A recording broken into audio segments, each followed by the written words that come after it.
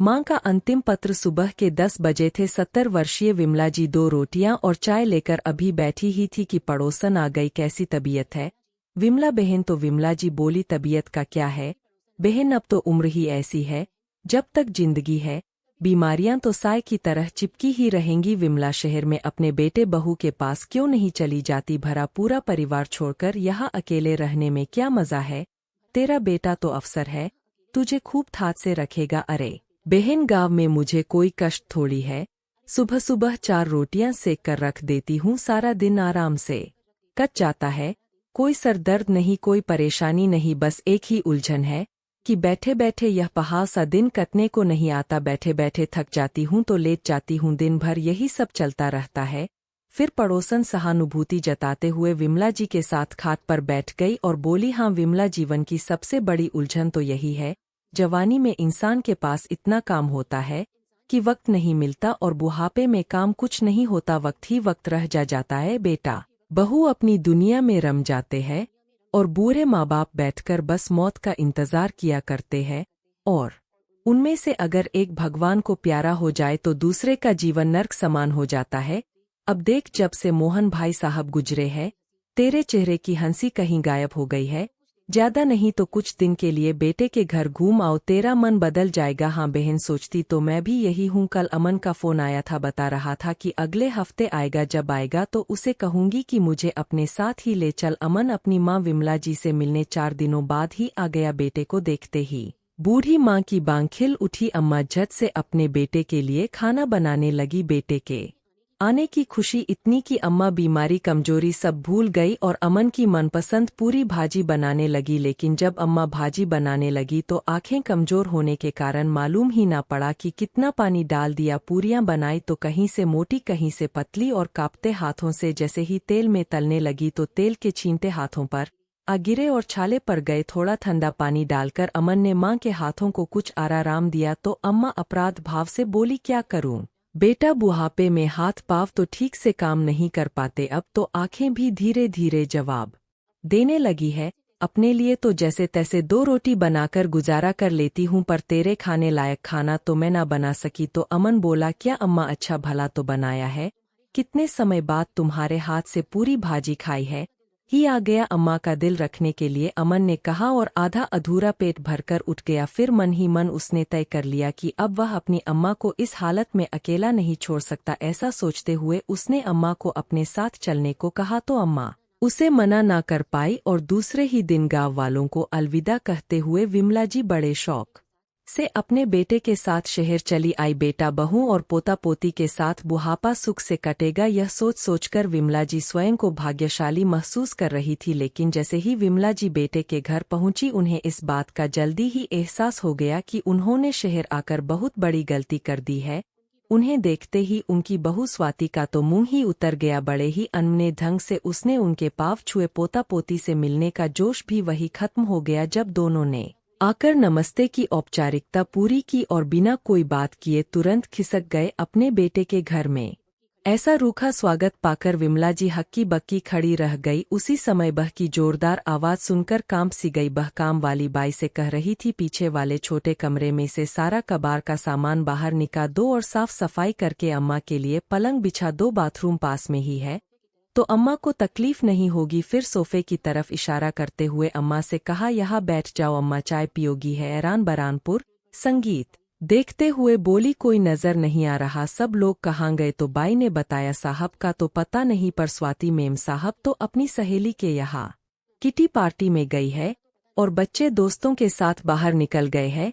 अकेले बैठकर उदास भाव से चाय के घूंट भरते हुए विमला जी सोचने लगी, क्या मैं केवल इसी चाय की खातिर यहाँ आई थी? विमला जी शहर में तो आ गई थी, लेकिन अकेलेपन का दंश हमेशा उन्हें रसता रहता। उन्हें हर पल उपेक्षा का अनुभव होता रहता। हालांकि उनका बेटा अमन उनका ख्याल रखने की पूरी कोशिश करता, दिन में एक बार आकर उनका हालचाल भी पूछ जाता, लेकिन उसके पास भी ज्यादा समय नहीं होता था कि वह अपनी अम्मा के पास बैठ सके। विमला जी के खाने पीने और कमरे की साफ सफाई का ख्याल काम वाली बाई ही रखती थी, पोता पोको तो उनसे कोई मतलब था ही नहीं। और अगर अमन अपनी पत्नी स्वाति को अम्मा का ख्याल रखने को कहता तो वह उल्टा उस पर ही भड़क पड़ती थी। अच्छी भली गांव में रह रही थी, क्या जरूरत थी उस मुसीबत को लाकर मेरे सिर पर बैठाने की। इसी बात पर अक्सर उनका झगड़ा हो जाता था। अब तो अमन ने उसे कुछ कहना ही छोड़ दिया था। ले देकर पूरे घर में एक काम वाली बाई लाई थी जो विमला जी के साथ थोड़ा हंस बोल लेती थी। वह एक दयालु महिला थी जो अम्मा जी के अकेलेपन को भली भांति समझ सकती थी। उसके पति की भी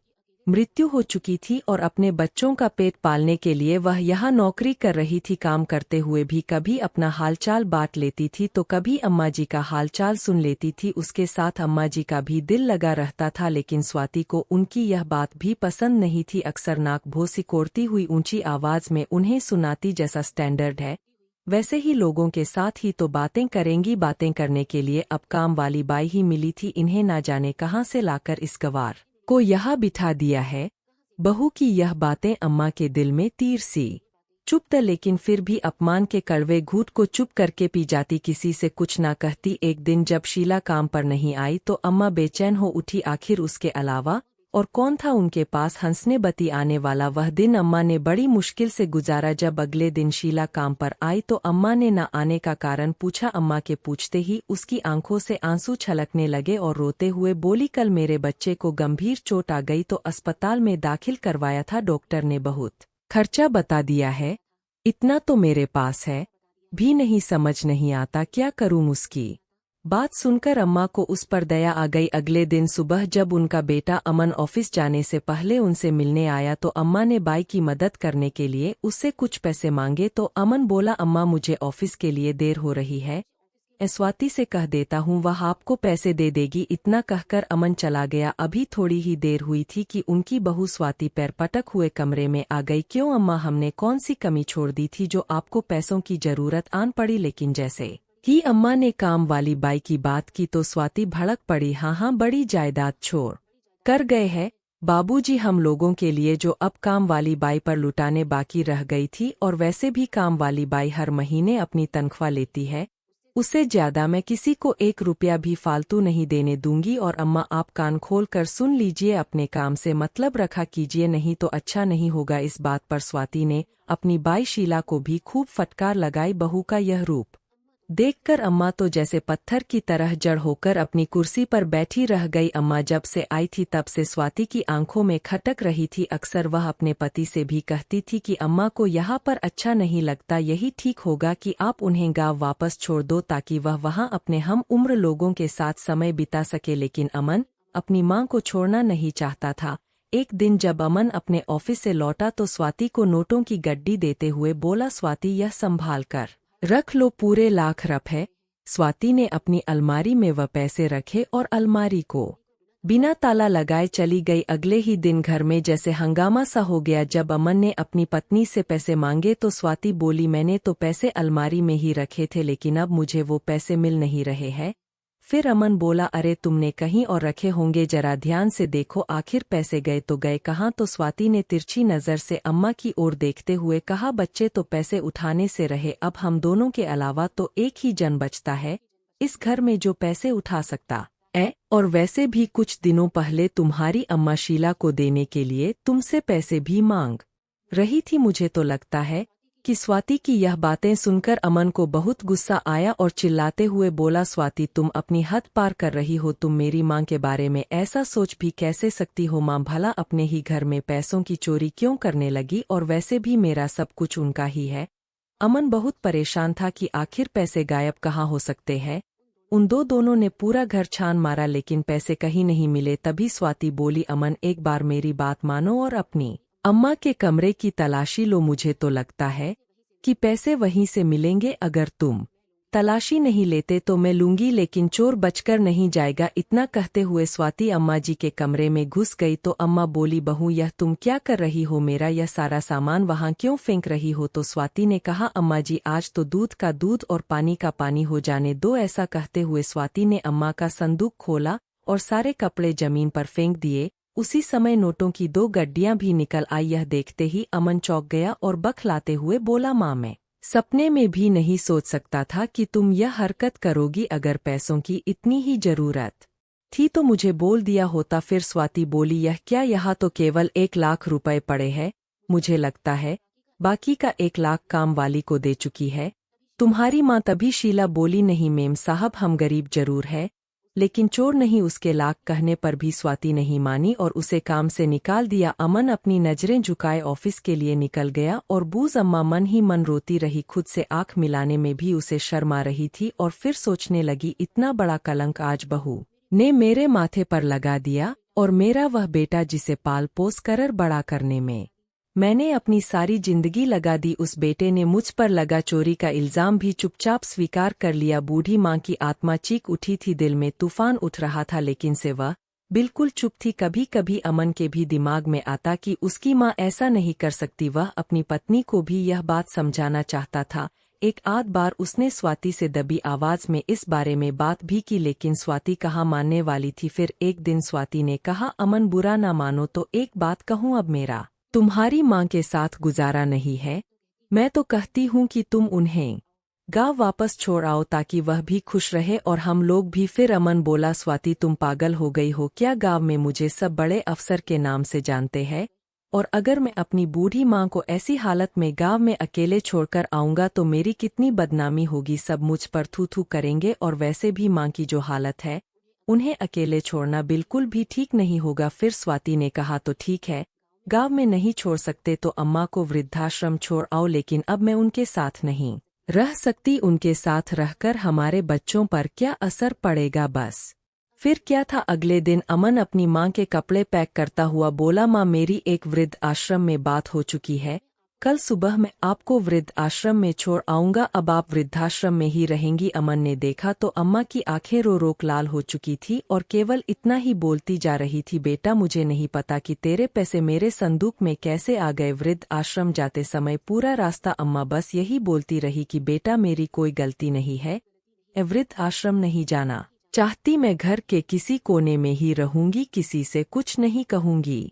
तेरे बाबूजी के जाने के बाद तू ही तो मेरा केवल एक सहारा है, अब तू भी मुझे ऐसे छोड़ देगा तो मैं कैसे जीऊंगी बेटा? अम्मा गिड़गिड़ा रह गई लेकिन अमन ने अपनी पत्नी की बातों में आकर मां को वृद्ध आश्रम छोड़ दिया और वापस कभी पलटकर भी नहीं देखा। वापस आकर अमन अपनी रोजमर्रा की जिंदगी में व्यस्त हो गया और अम्मा को वृद्ध आश्रम भेजकर स्वाति के कलेजे को भी ठंडक पहुंच गई थी। आज अम्मा को वृद्ध आश्रम पहुंचे पूरे 2 महीने बीत चुके थे। इस दौरान अम्मा ने अमन से फोन पर बात करने की 2 बार कोशिश की परंतु दोनों ही बार स्वाति ने फोन उठाया और यह कहकर फोन काट दिया कि किसी काम से बाहर गया है।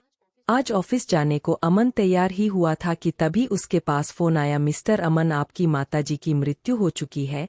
मां की मृत्यु की खबर सुनकर अमन स्तब्ध रह गया और तुरंत वृद्धाश्रम के लिए निकल पड़ा। जैसे ही अमन अपनी पत्नी के साथ वृद्धाश्रम पहुंचा तो अम्मा के मृत शरीर को जमीन पर लिटाया जा रहा था, लेकिन अमन ने देखा कि मृत होते हुए भी उसकी मां दोनों हाथों से एक तस्वीर को अपने सीने से चिपकाए हुए थी और मां की दोनों बाजुएं ऐसे ही अकड़ चुकी थी। फिर एक बूढ़ी महिला अमन के पास आई और बोली, क्या तुम ही इस बदनसीब माँ के बेटे हो? तो अमन ने हाँ में सिर हिला दिया। फिर वह बोली, बेटा तुम्हारी माँ जब से यहाँ आई थी तब से गुमसुम सी रहती थी, बस तुम्हारी तस्वीर को सीने से लगाए कुर्सी पर बैठी रहती थी और दिन रात तुम्हारा इंतजार करती रहती थी। लेकिन फिर वह बूढ़ी औरत अपने आंसू पूछते हुए बोली, हाँ, एक भली औरत अपने बेटे को साथ लेकर जरूर उनसे मिलने आती थी, उसे देखते ही तुम्हारी माँ के चेहरे पर खुशी आ जाती थी। अक्सर तुम्हारी माँ के लिए वह अपने घर से खाना बनाकर लाती थी और बड़े स्नेह के साथ तुम्हारी माँ को अपने हाथों से खिलाती थी, लेकिन उसके जाते ही वह फिर से गम के गहरे समंदर में गोते खाने लगती थी। किसी औरत और उसके बेटे का नाम सुनकर अमन चौंक गया कि आखिर वह औरत कौन थी। फिर वह वृद्ध महिला बोली, अकेले बैठकर आंसू बहाती हुई केवल एक ही बात करती थी, मेरा कोई कसूर नहीं है,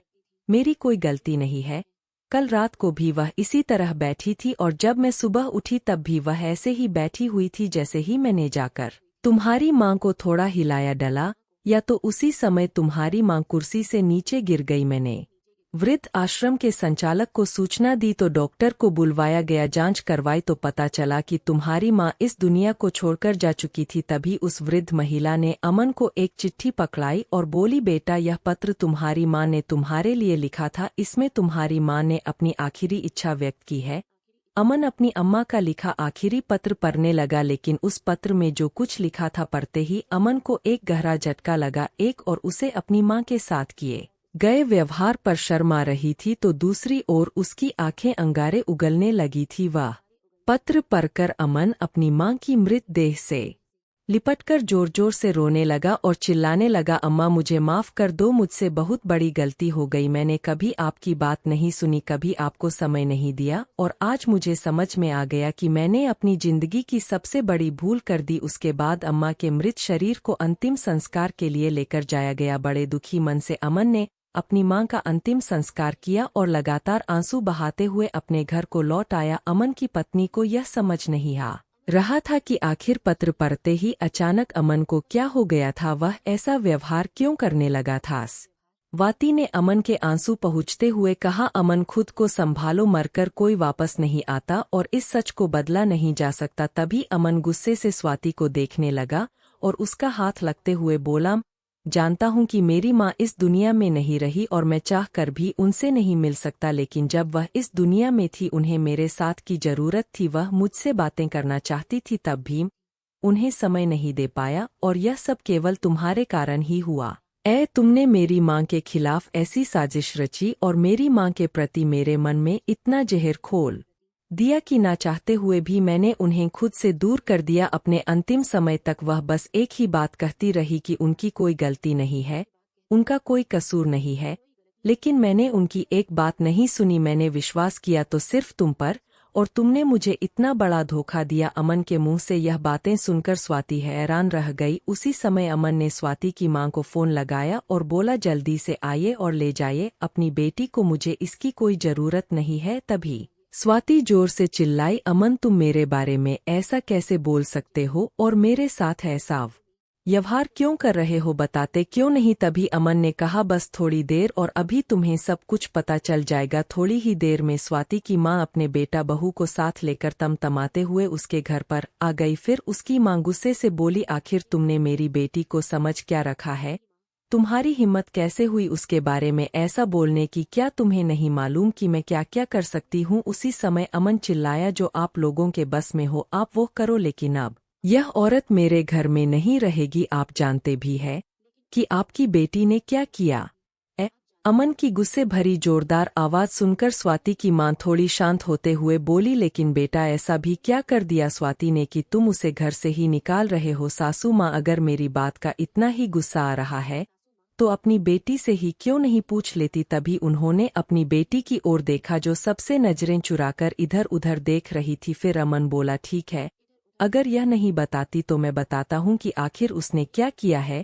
दरअसल आपकी बेटी की आंखों में मेरी माँ शुरू से ही खटकती रहती थी। इतने समय तक मैं अपनी माँ से अलग रहा तो केवल आपकी बेटी की ही वजह से, और अब उनकी वृद्धावस्था में जब मैं उन्हें अपने घर लेकर आया तो आपकी बेटी ने ऐसी घिनौनी चाल चली जिसके लिए तो क्या भगवान भी कभी उसे माफ नहीं करेगा। ऐसा कहते हुए अमन ने अपनी सास को अपनी मां का लिखा हुआ वह पत्र दिखाया और कहा, यह पत्र मेरी मां ने अपने अंतिम समय में लिखा था, जिसमें उन्होंने अपने दिल की एक एक बात कही है। पत्र में लिखा है, मेरे प्यारे बेटे अमन, सदा खुश रहो बेटा, जीते जीतो तुमने मेरी एक भी बात नहीं सुनी, लेकिन मुझे विश्वास है कि मेरे मरने के बाद जब तुम मेरा यह खत पढ़ोगे तो तुम्हें मेरी बात पर विश्वास होगा। दरअसल जिस दिन मैं तुम्हारे घर आई थी उसी दिन से तुम्हारी पत्नी ने मुझसे सही ढंग से बात नहीं की थी। बात करना तो दूर, वह तो आए दिन मुझे ताने ही सुनाती थी। जब मैंने काम वाली बाई को देने के लिए तुमसे पैसे मांगे और तुम बहू को यह जिम्मेदारी देकर ऑफिस के लिए चले गए तो बहू ने मुझे जो खरी खोटी सुनाई उसे मैं बयान नहीं कर सकती, लेकिन मुझे एक मजबूर विधवा माँ की लाचारी पर दया आ रही थी,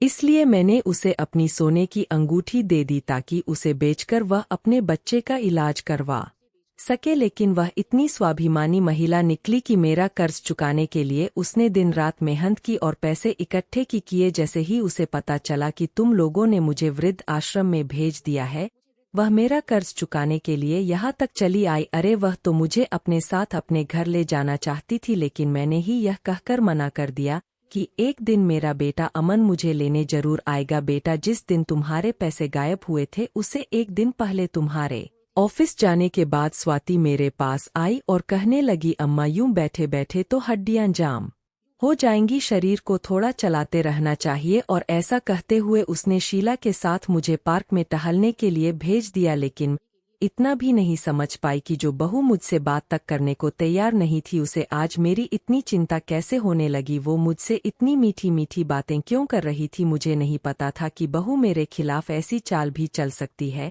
कि मेरे जाने के बाद तुम्हारे पैसे मेरे संदूक में रखकर मुझ पर और अपनी काम वाली बाई पर ही चोरी का इल्जाम लगा देगी। पत्र पढ़ते पढ़ते अमन रोने लगा और फिर बोला, सासू माँ, यह तो मैं जानता था कि आपकी बेटी मेरी माँ को पसंद नहीं करती, लेकिन उनसे छुटकारा पाने के लिए इतनी नीच हरकत पर उतर आएगी यह मैं नहीं जानता था। तभी स्वाति की माँ बोली, नहीं मेरी बेटी ऐसा नहीं कर सकती। तो अमन ने कहा, सासू माँ, यह बात बिल्कुल सच है और यह उस दिन की बात है जब आपने अपनी बेटी को सोने की चैन दी थी। सोने की चैन का नाम सुनते ही स्वाति की माँ बोली, नहीं बेटा, मैंने तो स्वाति को कोई सोने की चैन नहीं दी। फिर अमन ने कहा, अच्छा पूछिए अपनी बेटी से, उसने तो मुझे अपनी नई सोने की चैन दिखाते हुए यही कहा था कि यह मेरी माँ ने दी है।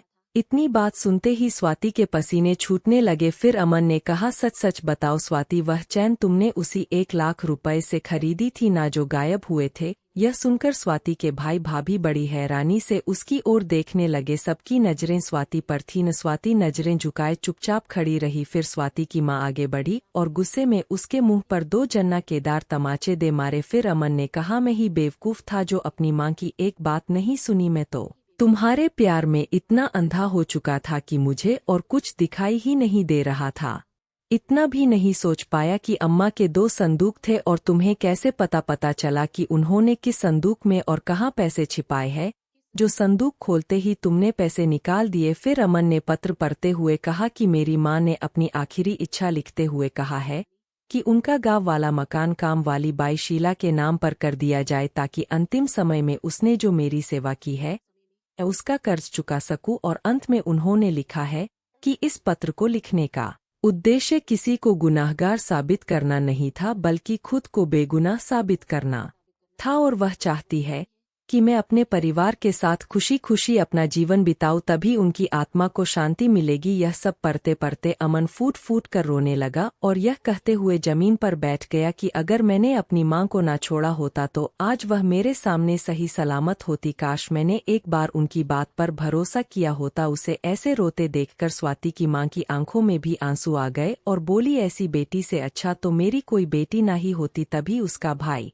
गुस्से से बोला, ऐसी घटिया हरकत करने से पहले तूने एक बार भी नहीं सोचा कि अगर मैं और तेरी भाभी माँ के साथ यह सब करें तो तुझे कैसा लगेगा। एक और तेरी सास थी जिसने एक गरीब की मदद करने के लिए अपनी सोने की अंगूठी दे दी, वहीं दूसरी ओर तुम हो जिसने एक सोने की चैन खरीदने के लिए और अपनी सास से छुटकारा पाने के लिए ऐसी घटिया हरकत की। फिर अमन को हौसला देते हुए उसकी सास बोली, बेटा मैं समझ सकती हूँ कि तुम पर क्या गुजर रही होगी और जो तुम्हारी माँ के साथ पीता है वह सब भूलना तुम्हारे लिए बिल्कुल भी आसान नहीं है, लेकिन मैं तुमसे प्रार्थना करती हूँ कि मेरी बेटी को एक मौका दे दो। और तुम्हारी माँ की भी तो यही इच्छा थी कि तुम अपनी पत्नी और बच्चों के साथ खुशी से रहो। आज स्वाति को पछतावा हो रहा था कि आखिर क्यों उसने खुद से अपनी गृहस्थ में आग लगा दी, क्यों उसने अपनी सास के साथ इतना गलत व्यवहार किया जिसके कारण उन्होंने इतना दुख सहा। अंतिम समय में अम्मा की सेवा करके शीला ने उन पर जो उपकार किया था उसे मानते हुए अमन ने माँ का गांव वाला मकान शीला के नाम पर कर दिया। अपनी माँ की आखिरी इच्छा पूरी करने के लिए अमन ने स्वाति को घर में रख तो लिया, लेकिन कभी उसे माफ ना कर पाया। स्वाति पूरी कोशिश कर रही थी कि अमन के दिल में वापस अपनी जगह बना सके, लेकिन शायद अब यह संभव नहीं था। तो दोस्तों, आपको यह कहानी कैसी लगी, लाइक और कमेंट करके जरूर बताएं। अगर आपको वीडियो पसंद आए तो लाइक और सब्सक्राइब करना न भूलें। धन्यवाद।